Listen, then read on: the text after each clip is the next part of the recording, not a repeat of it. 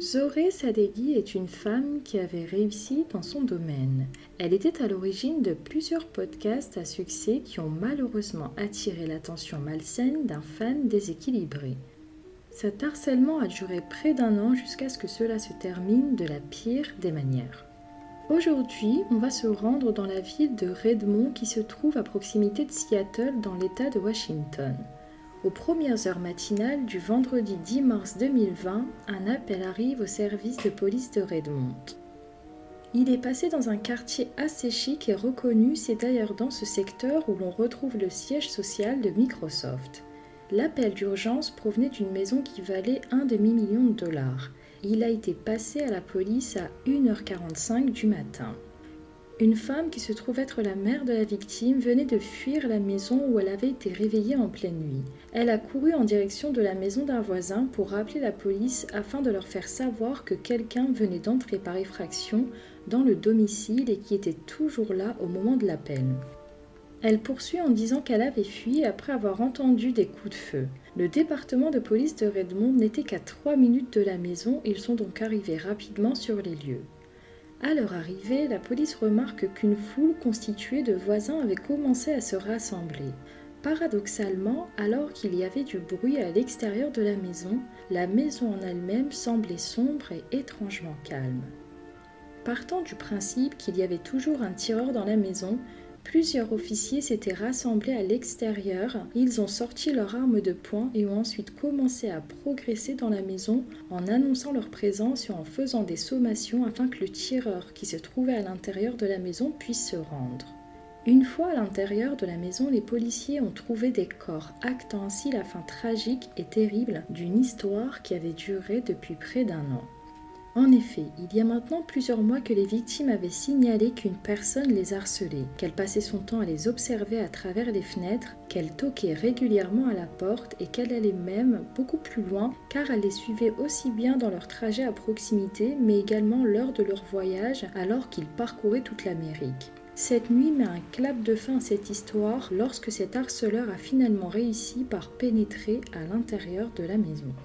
Zohreh Sadeghi, 33 ans, était originaire d'Iran ainsi que son mari Milad Nasseri, 35 ans. Ils étaient mariés depuis 2011, ils travaillaient dans la technologie du logiciel. Ils sont tous deux des ingénieurs et développeurs de logiciels. Ils ont gravi les échelons des entreprises dans lesquelles ils travaillaient en Iran jusqu'à ce que le couple marié décide de déménager aux États-Unis dans la région de Seattle en 2015.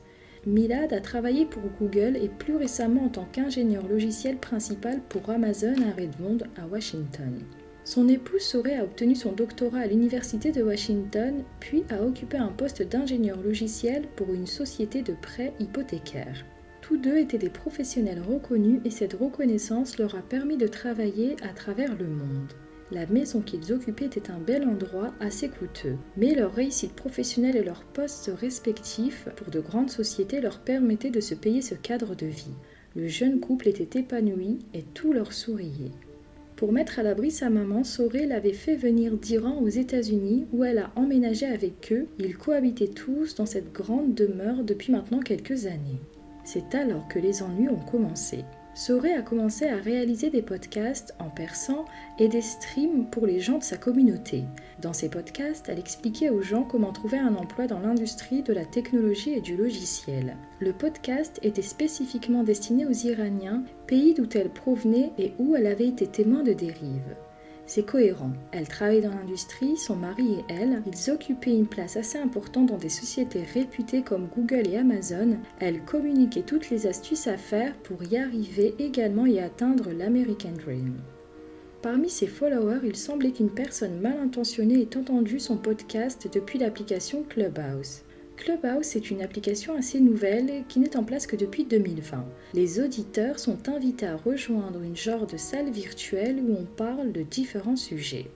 Le podcast de Zohreh avait été diffusé sur l'application, il avait été entendu par Ramin, 38 ans. Il était également originaire d'Iran comme Zohreh et Milad, il s'est donc senti rapidement proche d'eux. Ramin était un chauffeur de camion et vivait au Texas dans la région de Houston. Il a été marié pendant 7 ans à une femme nommée Anita et ils ont eu une fille ensemble. Le genre d'histoire presque similaire à Zoreh et Milad, en effet, les deux couples se sont mariés en Iran avant de déménager aux États-Unis. Bien que divorcés depuis 2018, Ramin et son ex-femme étaient restés proches. À part elle, il ne connaissait personne. Il n'a jamais su s'intégrer et n'avait pas d'amis. Son ex-femme disait qu'il lui avait raconté qu'il côtoyait une femme connue. Elle dit avoir remarqué que son comportement avait changé des semaines qui ont précédé le meurtre, après qu'il ait dit que la créatrice de contenu avait rompu contre sa volonté. Par la suite, on apprendra qu'il s'est tout imaginé et que la femme n'était qu'une simple connaissance.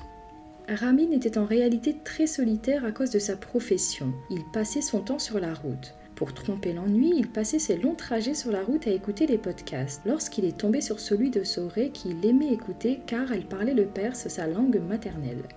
La police a déclaré que Ramin avait commencé à parler à Zoreh après avoir commenté et réagi à ses podcasts. Elle lui a alors simplement répondu sans arrière-pensée.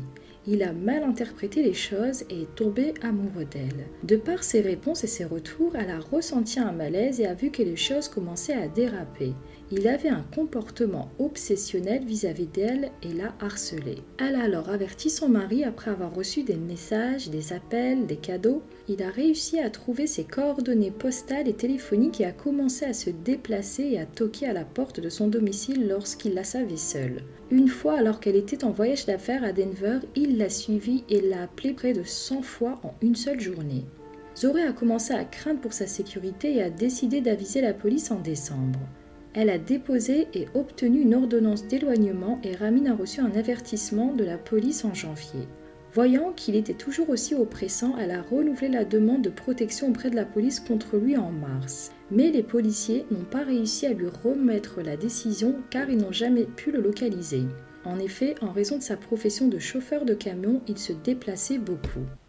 Le chef de la police, Darrell Lowe, a déclaré « C'était une personne qui, en vertu de sa profession, s'est déplacée d'un endroit à l'autre. Il était donc difficile de le localiser à un endroit précis.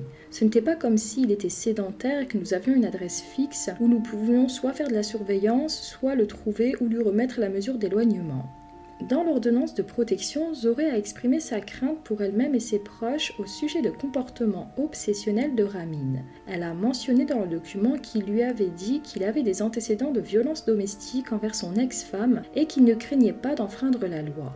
Elle l'a décrit comme ayant des accès de colère et comme étant complètement délirant. Ramin lui avait également acheté des cadeaux ouvrant son affection comme des bijoux et un foulard et le lui a envoyé par la poste chez elle. Dans l'ordonnance, elle indiquait qu'il laissait des messages vocaux qu'il menaçait de se brûler lui-même et les arbres entourant sa maison et qu'il exigeait qu'elle supprime son compte Instagram ou le rende public afin qu'il puisse voir ce qu'elle postait. Elle disait à ses proches et à la police que ces messages vocaux lui ont causé de l'anxiété et de l'insomnie. Il lui pourrissait la vie et à celle de ses proches également car il a contacté son mari 20 fois par jour. Il est également allé jusqu'à trouver les numéros de téléphone et les adresses de ses amis. Ramin s'est même rendu dans le quartier de Zoreh à plusieurs reprises, séjournant dans des auberges voisines et se stationnant dans la rue de sa maison. Elle a dit qu'il avait envoyé un cadeau et a indiqué qu'il avait embauché un groupe de jazz pour jouer devant chez elle pendant 2 heures, mais qu'il avait annulé plus tard. Dans l'ordonnance d'éloignement, elle dit avoir subi une chirurgie majeure du dos qui avait eu un impact sur sa mobilité et qu'elle craignait pour sa vie car elle n'aurait pas la capacité de fuir s'il se présentait face à elle. Elle ajoutera dans sa plainte « Tout cela m'a causé une grande détresse et une grande douleur et maintenant je souffre d'une peur profonde pour ma sécurité. Cela a eu un impact sur mon rétablissement. Je n'ai pas pu ouvrir les rideaux de ma chambre de peur qu'il me regarde dehors. » Dans le compte-rendu détaillé de 12 pages de ses interactions avec l'homme, elle a écrit qu'elle lui avait dit de la laisser tranquille et qu'elle avait bloqué ses numéros de téléphone et ses médias sociaux. Pourtant, il continuait à l'appeler, elle, son mari et ses amis, et qu'il s'était présenté dans des endroits où il savait qu'elle serait là. L'harceleur avait même dit à Zoreh qu'il ne la laissera jamais tranquille à moins qu'il ne meure. En novembre, elle en avait eu assez et elle lui avait demandé à 2 reprises d'arrêter de lui parler ou d'essayer de la contacter verbalement, il ne l'a pas écoutée. Après qu'elle ait bloqué son numéro, il s'est rendu dans des commerces à proximité de son quartier pour utiliser leur téléphone pour l'appeler en pleurant et en la suppliant de le rencontrer. Il surveillait sa maison, il attendait que son mari soit en voyage d'affaires pour toquer à sa porte avec des fleurs. Il la surveillait tout le temps et elle passait son temps à signaler ces incidents à la police mais rien ne se passait. Le jour du drame, la police accède à la maison. Ils ont trouvé juste à la porte d'entrée le corps de Milad, l'époux. Il avait reçu une balle dans la poitrine et avait réussi à courir. Il est sorti de la maison pour s'échapper lorsqu'il s'est effondré. La police a ensuite traversé la maison en interpellant et en vérifiant chaque pièce jusqu'à ce qu'ils arrivent finalement à la chambre principale et c'est là que la police a trouvé la pauvre Zored. Elle avait été abattue. Par terre, à côté d'elle, se trouvait le cadavre de son fan et bourreau. Après avoir abattu Milad, il a tiré sur Zoré alors qu'elle était au lit, puis a retourné l'arme contre lui. Il a dit que cela ne se terminerait qu'avec sa mort. Le scénario qu'il s'était imaginé s'est probablement déroulé comme il espérait. Si elle n'était pas à lui, elle ne serait à personne. Il s'est dit qu'ils devaient mourir ensemble. Zoré et Milad ont été déclarés morts vers 1h45. Le couple à qui tout souriait a eu le malheur de rencontrer sur leur chemin cet harceleur qui ne voulait pas se contenter d'un nom et qui a refusé le rejet. Il était tellement obsédé par elle qu'il est entré par effraction à son domicile en cassant une fenêtre de la chambre et les a assassinés. La podcasteuse de Seattle, Zoré Sedeghi et son mari Milad Nasseri ont été tués par balle dans leur maison de Seattle par un fan déséquilibré qui a harcelé la femme depuis des mois. L'ordonnance d'éloignement ne les a pas protégés contre cette personne déterminée à leur faire du mal.